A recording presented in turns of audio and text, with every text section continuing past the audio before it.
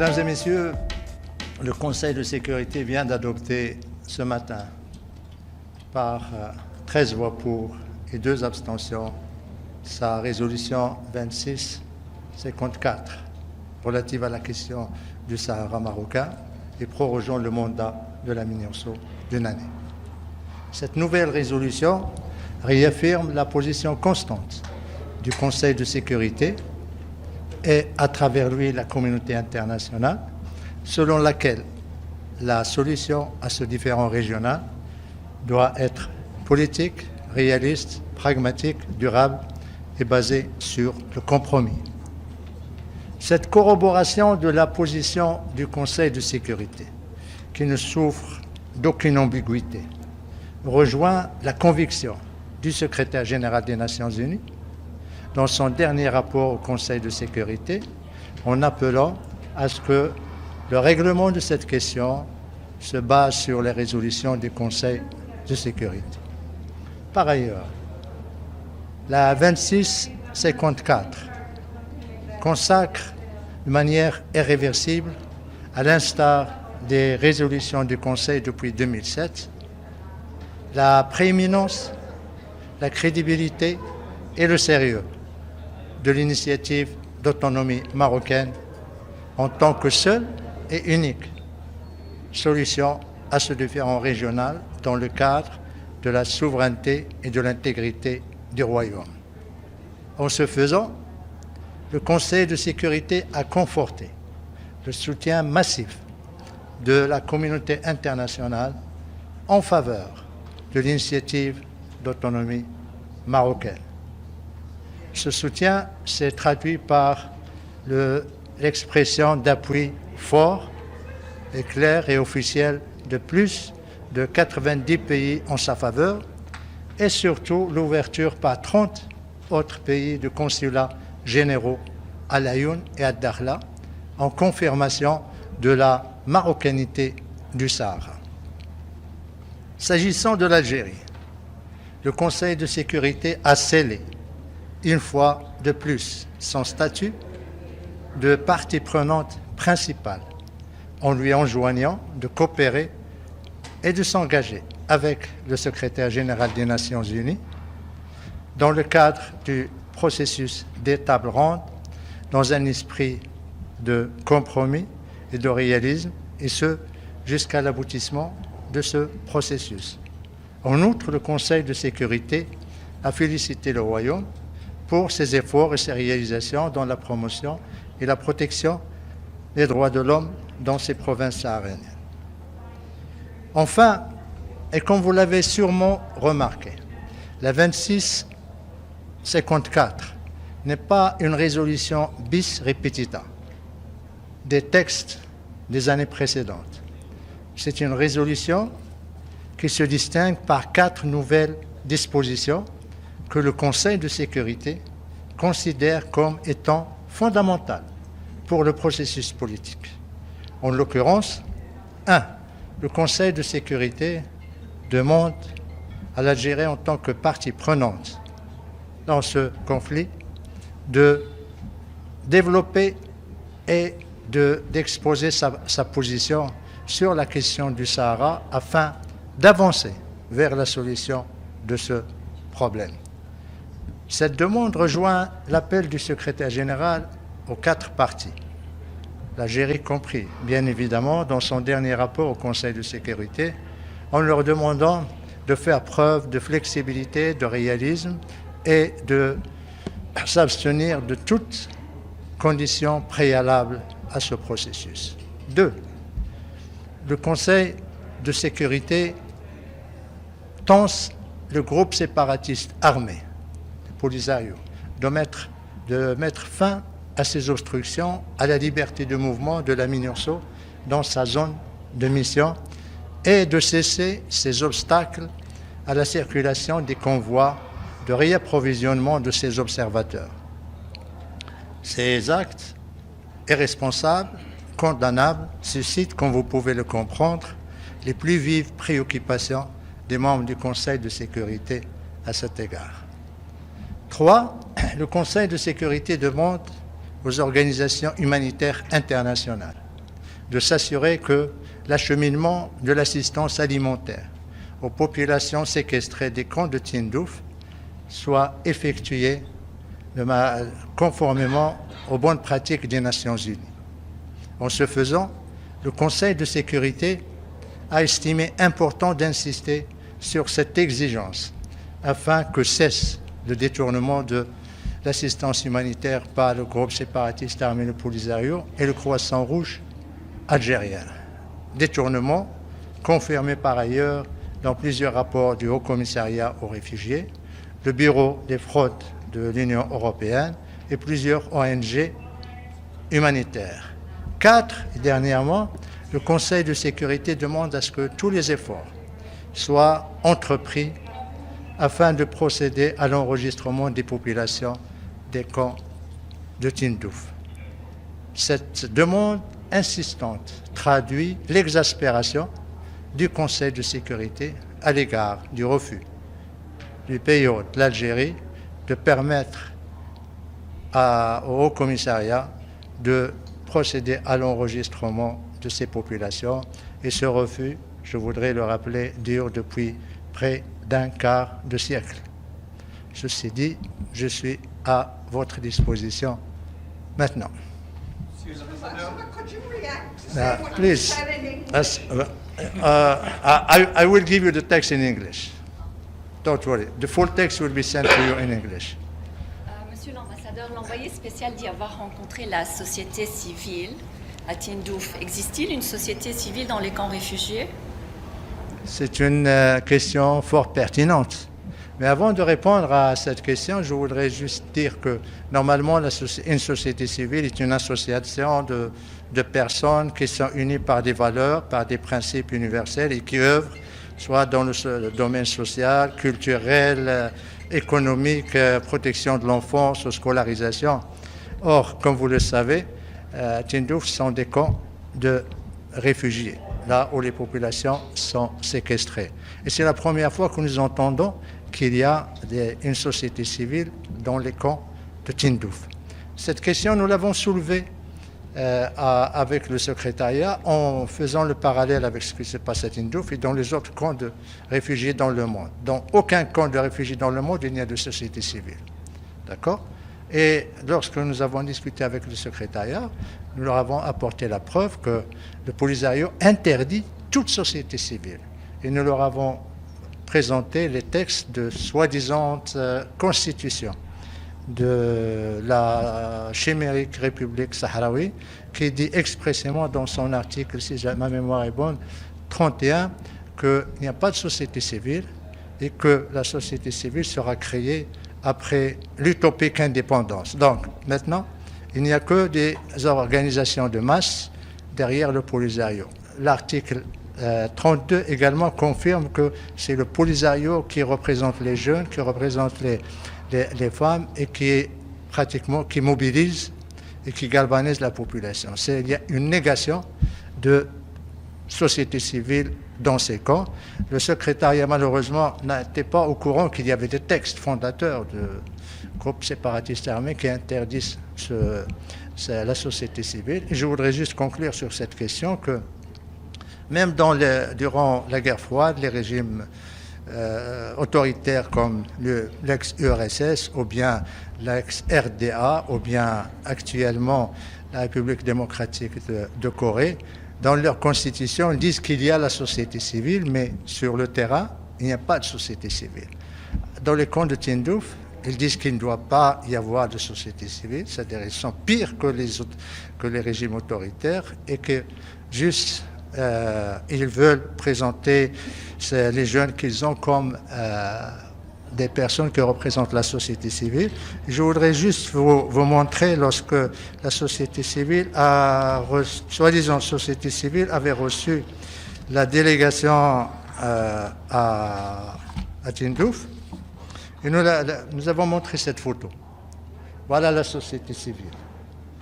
Il y a Sidi Adda Him, fils de ministre. Bilal Habib Rika, fils de ministre. Ford Berry, fils de l'ancien interprète Polisario et chef du protocole. Donc c'est ça la société civile. c'est les fils de l'oligarchie du Polisario. Et c'est cette société civile, soi-disant société civile, qui a rencontré le secrétariat, enfin la délégation de l'ONU. Voilà. S'il vous plaît. Juste une petite question sur après, oui. L'envoyé spécial du secrétaire général, M. Staffan de Mistura. Comment voyez-vous son rôle dans l'étape prochaine et qu'est-ce que vous attendez de lui? D'abord, merci. Nous attendons de lui à ce qu'il mette en œuvre la résolution, toutes les résolutions qui ont été adoptées depuis 2018, et c'est ce qu'a dit le secrétaire général dans son dernier rapport. Nous venons d'adopter une nouvelle résolution, la 2654, qui demande à toutes les parties d'exposer, et quand on dit toutes les parties, l'Algérie compris, d'exposer et de clarifier sa position sur la question du Sahara afin d'avancer vers la solution de ce problème. Donc nous attendons de lui qu'il reprenne son bâton de pèlerin, de facilitateur, et qu'il essaie d'organiser les tables rondes dans le meilleur délai possible pour notre part, et comme cela a été reflété dans le rapport du secrétaire général, nous l'avons dit clairement, nous sommes en faveur de la reprise du processus politique, nous sommes en faveur du retour à la table ronde, et nous sommes prêts à discuter de la solution qui pour nous demeure et sera l'unique et seule, c'est-à-dire l'autonomie dans le cadre de la souveraineté et de l'intégrité territoriale du royaume. S'il vous plaît. Monsieur l'ambassadeur, que pensez-vous de l'abstention de la Russie lors de la résolution? Nous aurions souhaité que la Russie rejoigne en quelque sorte le consensus. Malheureusement, depuis 4 ans, la Russie a changé de position. Nous respectons, nous sommes en désaccord avec la Russie sur son interprétation de son abstention, mais nous respectons cette position. Et comme j'ai répondu, je crois, il y a 4 ans, lorsque la Russie a commencé à s'abstenir sur la résolution, parce qu'auparavant, ils votaient en faveur de la résolution, je leur ai dit, ce qui reste, c'est le texte, c'est la résolution. Personne ne se rappellera qui a voté pour, qui a voté contre. Ça, on le laisse pour les chercheurs, pour les historiens. Peut-être qu'ils trouveront des explications dans le discours de la Russie, mais pour nous, l'important, c'est qu'il y a une résolution. Ils sont prêts à travailler avec le secrétaire général, son envoyé personnel, et avec les autres partis pour la mettre en œuvre dans les meilleurs délais possibles. S'il vous plaît. Thank you, Mr. Ambassador. Coming to you later. Algeria is challenging now the accusations laid by Morocco, by you in this specific spot. Me? Yes. Yes.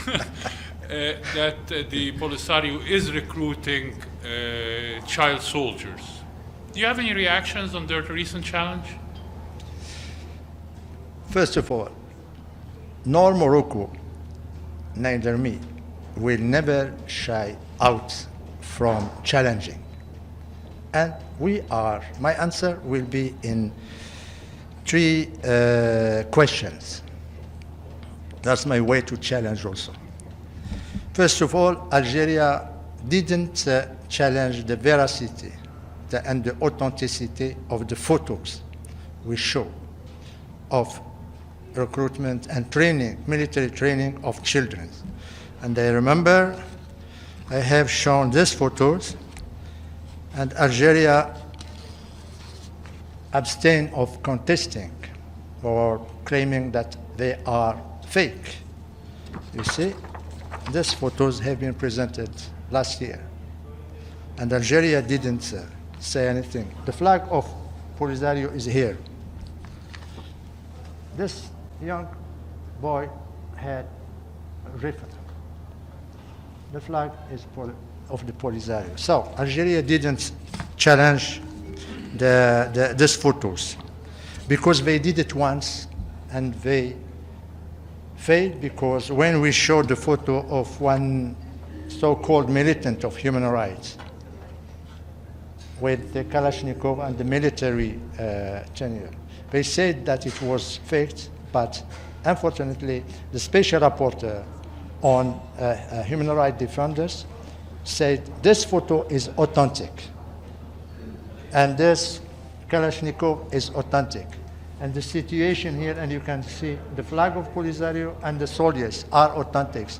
And so based on that, they decide to withdraw the name of this person from the list to be defended by the United Nations High Commissioner of Human Rights. That's my first reaction. Second answer, second question, if they believe that there is no recruitment, it's very easy. They just have to invite Mrs. Gamba, Virginia Gamba, the personal representative of the Secretary General on Children and Armed Conflict, to visit the camps, but in condition to let her speaking with children and with their parents, without the presence of any Polisario. Third question to Algeria, they have just to tell us how many children are in the camps, how many schools are in the camps.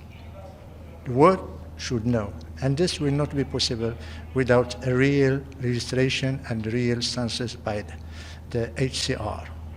This is my way of challenging the challenger. May I have a follow-up? Well, please.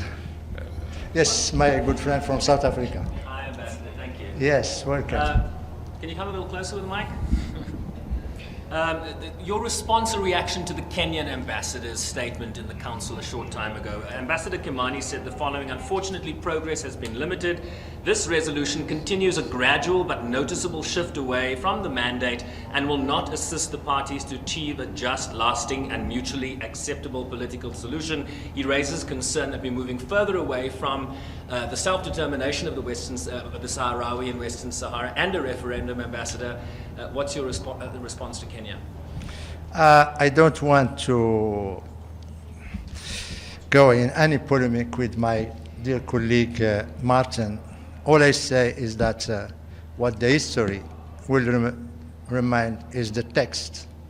And this text is not different of the previous text that he voted in favor last year. So I let him with his explanation. We took notes, but the important is that everybody is happy with that, with this text, and we will work on this new resolution. Yes, David, please. Thank you. How is this resolution going to lead to progress when there really has been no substantive progress in decades in solving the issue of Western Sahara? I understand your impatience and your need for progress, and we share your concern and we share your expectations. But I just want to remind you that there was progress under the facilitation of former President Horst Kohler. We had two very fruitful and positive and substantial roundtables. Why we had that? Because Algeria was around the table, but because we had very deep discussion on the autonomy, on the guarantees, on the need for Polisario to disarm and to accept the autonomy, and also on the elections, everything. We discussed all this. Unfortunately, he was obliged to quit because of personal reason and his health. Now we have full confidence in Mr. de Mistura leadership. He has the expertise, he has the experience of so many conflicts, more complex than ours, Afghanistan, Rwanda, Syria, and he benefited of the confidence of the Secretary General and the members of the Security Council. Everybody here and during the consultations, private consultation, expressed support to him and calling him to go forward and to start organizing the meetings. We hope that he will succeed in calling for another roundtable, and they will conclude on this. Why there is no progress? It's because the main party, Algeria, refused to go back to. We lost 1 year since Mr. de Mistura was appointed, and since 1 year, Mr. de Mistura was discussing and visiting Algeria twice, but we were saying no, we are not going back to the roundtables, and he cannot, of course, oblige them. But this new resolution is an answer to the Algerian and with the new call to Algeria to develop and to clarify its position to help going toward the solution. Let's hope that the wisdom will prevail in Algeria and we can come back to the round table, because there will be no solution without discussing all together and having compromise on the initiative of autonomy by Morocco. Please. شكرا. قائمة الدول التي تدعم جبهة البوليزاريو في حق تقرير مصيرها طويلة وعريضة من أمريكا الجنوبية إلى إفريقيا، حتى أن جبهة البوليزاريو عضو مؤسس في الاتحاد الإفريقي مثل العديد من الدول. الآن السؤال: لماذا في كل خطاباتكم وتدخلاتكم تتهمون الجزائر، حتى أنه اليوم في مداخلتكم ذكرتم الجزائر أكثر من ذكر جبهة البوليزاريو التي هي الطرف الآخر الأساسي؟ لماذا تخصيص اتهامات الجزائر؟ شكرا. ممكن تتفضل تذكر اسمك وتمثل أي جهة؟ أريد مشافرة سكاي نيوز عربية. سكاي نيوز عربية. سكاي نيوز عربية تتكلم باسم الجزائر، تدافع عن الجزائر الآن. هذا لا، ولكن أنت تمثل. لا، عندك الحق. أخلاقيا أسأل أي سؤال. أخلاقيا سكاي نيوز هي التي تؤدي لك ثمن، هي التي تؤدي على العموم. أنا سوف أجاوبك. لماذا تكلمت عن الجزائر؟ لأن الجزائر هي الدولة الوحيدة التي خلقت البوليزاريو وسلحته ودعمته دبلوماسيا، وهي التي غير هذه السنة يعني خصصت 6 ملايين دولار لللوبينج من أجل البوليزاريو. من أين تأتي شرذمة البوليزاريو بأسلحتها؟ من تندوف. أين توجد الجمهورية المزعومة؟ في تندوف. أين يوجد المسؤولين تاع البوليزاريو؟ في تندوف. من يؤدي الثمن ديال التذاكر تاعهم، الأوتيل تاعهم، الأسفار تاعهم، السيجارات بتاعهم؟ في تندوف. الجزائر. الجزائر هي التي خلقت البوليزاريو وهي التي تموله وهي التي الآن تدافع عليه. وأنا لا أفريقيا سيقف هنا مع الدعم سياسي. الدعم سياسي شيء. احنا لا نقول الجزائر ما عندهاش الحق تتكلم على تقرير المصير، ما فيش، هذا مبدأ. كما نحن كذلك ندافع على تقرير المصير في جميع أنحاء العالم. ولكن لما الجزائر تؤدي ثمن الأسلحة، ثمن الأوتيلات، ثمن اللوبيات، ثمن المظاهرات في أوروبا، ثمن المجموعات الضغط، من يؤديها؟ الدولارات ديال الجزائر. لذا نتوجه للجزائر. وطبعا الطاولات المستديرة تكلمت على الدور الجزائري. الآن مجلس الأمن يطلب من الجزائر أن توضح موقفها لكي نمشي سوا من أجل تسوية هذا الموضوع. شكرا حبيبي. تفضل. Monsieur l'ambassadeur, le dernier rapport du secrétaire général souligne que les obstructions du Polisario menacent certains team sites de la Minurso. Qu'en pensez-vous? Ça c'est grave. La menace de team site, les observateurs des Nations Unies, de la Minurso, est une grave erreur de la part du Polisario. C'est ce que les membres du Conseil de sécurité ont exprimé lors des consultations privées. Et c'est ce qui figure d'ailleurs, c'est un élément nouveau dans la nouvelle résolution qui demande au Polisario de cesser ces obstacles et ces obstructions. Le Polisario recourt au chantage de la faim et de la soif. Et ça, c'est inadmissible. Ça me rappelle en quelque sorte les groupes armés dans certains pays du Sahel. Ils commencent à faire des manifestations pour empêcher la circulation des forces de maintien de la paix dans ces pays. Après, ils leur jettent des pierres, après, ils leur tirent dessus, après, ils mettent des bombes sur les routes, et après, nous avons des victimes des forces des Nations Unies. Le Polisario pratiquement est en train de commettre les mêmes erreurs que les groupes extrémistes Daesh et Al-Qaïda au Sahel. S'agissant du Maroc, nous avons coopéré avec les Nations Unies et les Nations Unies le reconnaissent dans le rapport du secrétaire général et dans des échanges de lettres que nous avons fait de notre mieux pour assurer la protection et garantir le réapprovisionnement de ces observateurs. Mais si Peut-être vous avez également entendu que le représentant spécial du secrétaire général, M. Ivanko, a menacé, a dit que si ces obstacles persistent, ben, les Nations Unies n'auront d'autre choix que de retirer les team seats et les observateurs. Et si ces team seats et ces observateurs se retirent, ben, ça va créer une nouvelle situation sur le terrain.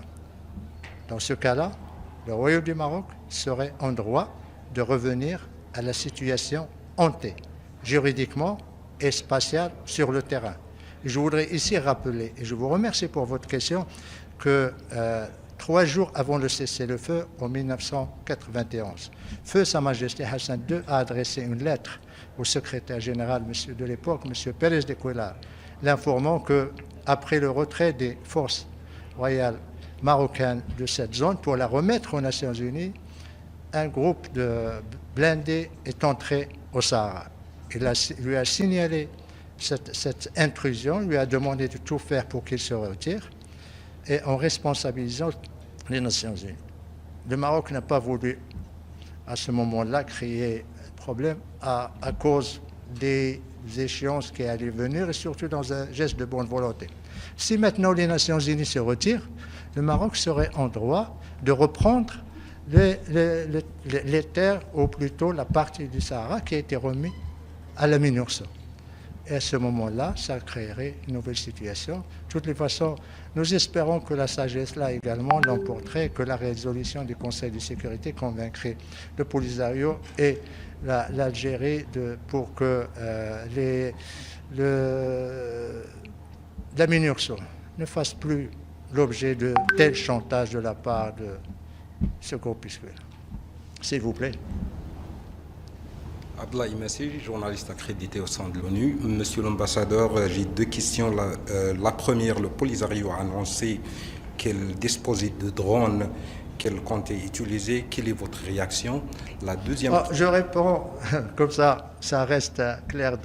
S'agissant de l'annonce par le Polisario qu'il dispose de drones. C'est un développement gravissime.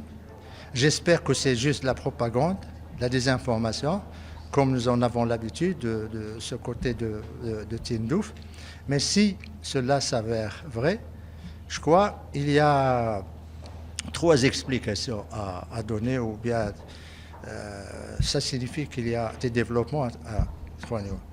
Il y a une explication sur le plan géopolitique. Si cela s'avère vrai, ça veut dire que nous avions raison depuis 2 ans en alertant que l'Iran et le Hezbollah sont en train de s'infiltrer à Tindouf et en Afrique du Nord. Ils sont maintenant passés pratiquement de la formation à l'équipement de Polisario avec des drones. Et ça, c'est très grave. Cela nous donne raison et j'espère que le monde entier sache qu'après avoir déstabilisé le Yémen, la Syrie, l'Irak, ils sont en train de déstabiliser notre région. Et ça serait gravissime, pas seulement pour le Maroc, mais pour l'ensemble des pays de la région. Deuxième explication, deuxième réaction, c'est que ça va être un game changer sur le plan militaire, et le Maroc réagira en conséquence. Ils savent que lorsque le Maroc décide de réagir, il réagit de manière appropriée. Je ne veux pas développer sur ça, je laisse ça aux autorités militaires de mon pays. Troisièmement, ça pose un problème moral. Parce qu'au moment où, dans la résolution, on demande aux organisations internationales d'augmenter leur contribution. Au moment où le représentant des Nations Unies à Alger parle de risque de famine, au moment où le Polisario se plaint qu'il y a malnutrition, qu'il y a d'hystérie, qu'il n'y a plus de stylos, ni de feuilles, ni d'ardoises pour les études, il se targue d'avoir des drones qu'ils peuvent utiliser. Et prévoyant pareille question, je voudrais juste ici montrer le drone dont il parle. J'espère que celui-là, c'est le bas de gamme des drones iraniens qui coûtent entre 20 000 et 22 000 dollars. ces drones, voilà qu'est-ce que ça peut nourrir. Acheter un drone, c'est pratiquement l'égal des rations alimentaires pour 300 personnes pendant une année. Voilà le coût d'un drone. La communauté internationale doit choisir. Le coût d'un drone, c'est également des services médicaux pour 500 personnes pendant un an. Le coût d'un drone, c'est la scolarisation annuelle pour 120 enfants. D'un côté, il y a ceux qui disent qu'il y a famine, qu'il y a d'hystérie, qu'il y a malnutrition, et de l'autre côté, il y a ceux qui se targuent de disposer et de posséder des drones.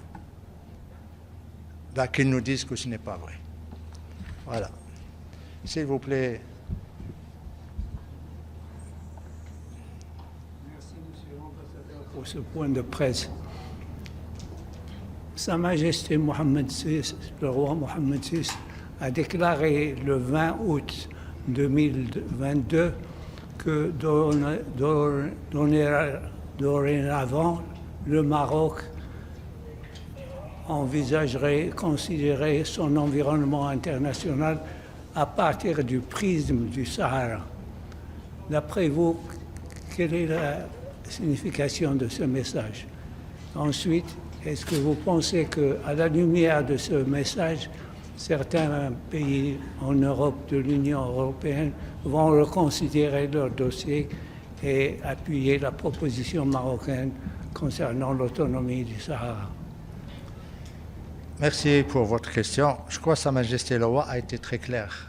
Les relations du Maroc, du Royaume avec les autres pays se mesurent maintenant à l'aune de leur positionnement au sujet de la question du Sahara marocain. Tout simplement parce qu'il n'y a pas le Maroc et le Sahara marocain. Il n'y a qu'un seul royaume avec son Sahara compris. Et ce qui touche l'Aïoun ou Dakhla touche également Rabat, Marrakech, Fès ou Tanger. Donc il n'y a pas de séparation. Tous ceux qui, comme l'a dit d'ailleurs mon ministre juste la semaine dernière, ceux qui laissent leur capitale, leur pays adopter des positions hostiles, agressives à l'égard du Maroc, mais en même temps ils viennent faire des affaires au Maroc. Ce temps a changé. Le Maroc a changé. Et la communauté internationale et tous ceux qui veulent avoir de bonnes relations avec le Royaume du Maroc, ils doivent prendre en considération ses intérêts supérieurs. Et la cause du Sahara est au top des intérêts supérieurs du Royaume. Vous avez parlé des pays européens. Il y a déjà 11 pays européens qui se sont exprimés ouvertement, fort et franchement en faveur de l'autonomie en tant que base et en tant que solution à ce différend. Nous comprenons que cela provoque l'ire de l'Algérie, mais nous n'y pouvons rien. Maintenant, les pays sont à la recherche de solutions réalistes, comme le demande la résolution du Conseil de sécurité, solutions pragmatiques, solutions basées sur le compromis et qui soient mutuellement acceptables. Et c'est ce que nous cherchons, c'est ce sur lequel nous allons travailler ensemble avec M. de Mistura et les autres parties, mais également avec l'appui de la communauté internationale. Il y a maintenant une sorte d'alliance internationale en faveur de l'autonomie. Il va en grandissant, aussi bien dans les capitales que dans les consulats qui sont ouverts à Dakhla et à l'Aïoun. Je vous remercie, s'il vous plaît. Since his appointment, Mr. de Mistura hasn't been to the territories 1 year ago. Does he have to fulfill any conditions to visit the Western Sahara? We told him that he is free to come. He will be welcome to come to the Sahara. Even last time when he visited Morocco, I think on July, we told him he's welcome to the Sahara and anytime, no problem. Please, the second question you wanted to raise. Le rapport du secrétaire général mentionne certaines allégations au sujet des détenus de Gdimizik. C'est une question qui n'est pas récente, évidemment. Que vous avez à dire pour ce sujet-là? C'est vrai, une fois de plus, tous ceux qui sont payés par l'Algérie, tous ceux qui sont, que l'Algérie abrite dans le camp de Tindouf ou dans la capitale, Alger, dans les hôtels algérois, de temps en temps, fomente des campagnes de désinformation au sujet de prisonniers de Gdimzik. Les prisonniers de Gdimzik, tout d'abord, sont des prisonniers des personnes qui ont commis des actes barbares à l'égard des forces de l'ordre. Il y a eu 11 morts, 11 victimes, shuhada. Il y avait 158 blessés, dont certains traînent encore des incapacités à vie. Ces prisonniers ont eu un procès équitable, transparent, clair, en présence des observateurs internationaux et locaux et en présence de leurs avocats. Ces prisonniers sont traités comme n'importe quel, le reste de la population carcérale au Maroc. Ils bénéficient des soins de santé, bénéficient de pouvoir étudier. Ils ont la télévision, ils ont le téléphone fixe, ils ont droit aux visites familiales. Et de temps en temps, on entend parler qu'ils font la grève de la faim, mais on entend la grève de la faim qu'à l'extérieur, parce qu'à l'intérieur, il n'y a pas de grève de la faim. Ils sont traités de manière digne et respectueuse, parce que ça fait partie de nos valeurs, de nos principes, de nos engagements internationaux pour protéger même les criminels, même les terroristes dans les prisons. Mais il ne faudrait pas que la propagande occulte l'essentiel. Et l'essentiel, c'est quoi? C'est les victimes. Parce que nous sommes en train, le rapport parfois, à cause des allégations, se focalise sur la situation des prisonniers qui sont en vie. Mais est-ce qu'on pense une seule seconde à ceux qui ont perdu la vie, à ceux qu'on a égorgés, à ceux qu'on a déshumanisés? Est-ce qu'on pense aux parents, le père de ces forces de l'ordre, leurs enfants, leurs veuves? Personne. Et pourtant, leurs familles font preuve d'une dignité exemplaire. Ils ne veulent pas la politisation. Ils sont très dignes, ils sont très humbles et ils veulent juste qu'ils se disent justice a été faite, mais maintenant, eux, ils vivent dans le deuil, dans la douleur, dans la privation. Et je voudrais ici ajouter que les procédés qui ont été utilisés par ces soi-disant prisonniers de Gdimzik, c'est des procédés qui ont précédé en quelque sorte ceux de Daesh et de Al-Qaïda, parce que égorger un élément de force de l'ordre, le déshumaniser, c'est ce qu'a fait Daesh en Irak, en Syrie et également en Libye et au Sahel. Ils étaient les précurseurs. Mais malgré tout cela, ils sont traités dignement, parce que ce sont des êtres humains. Et le Maroc ne se départira jamais de ses valeurs humaines, universelles et humanistes. Ouais. Dernière question, madame. Thank you. Mr. Ambassador, could you please, how could you explain current situation about the autonomy initiative? Do you get enough international autonomy initiative? Autonomy plan. Yes. Do you get enough international support about it?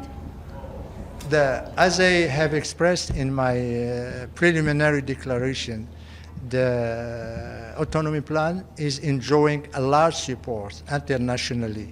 We have more than 90 countries that have expressed here in the Fourth Committee, in the General Assembly, in the Security Council, that they expressed their support to this autonomy plan as a solution to this regional conflict between Morocco and Algeria. We have already 30 consulates that have been opened in Laayoune, Dakhla, that 30 countries that opened their respective consulates.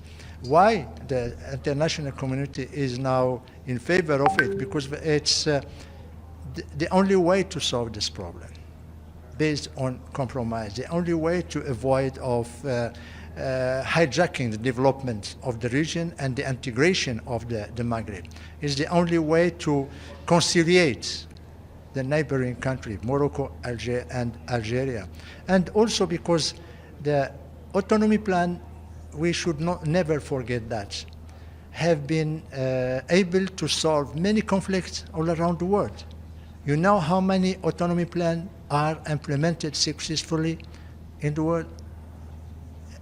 38 autonomy plans in 29 countries all around the world. and they are working well. They are bringing peace. They are bringing reconciliation. They are permitting to the people to manage their daily affairs. And the autonomy plan that Morocco is offering, they will have their own executive organ. They will have their own parliamentarian institution. They will have their judiciary system. They will have the ownership of the natural resources. They will have the protection of their cultural identity. So it's freedom, development, prosperity, inclusivity, and capacity of building better future, especially for those who are in Tindouf camps, who are living in dire situation and desperate situation in deserts of Algeria since almost half century. I understand that you may have another question. It's okay? You got. Thank you very much for your questions. Yeah. Oh là là, d'accord. Il y a une guerre au Sahara, alors que la résolution qui vient d'être adoptée par le Conseil de sécurité n'en fait aucune mention. Comment expliquez-vous ça? Comment expliquer cela? La résolution du Conseil de sécurité, comme vous dites, ne dit rien sur soi-disant de guerre au Sahara. Donc, il n'y a rien à dire. Et je voudrais vous inviter à réfléchir sur... Nous, Arabes, on dit as-sukutu min alamat ar-rida. Le silence est synonyme d'approbation. Ça veut dire l'approbation de la situation telle qu'elle est.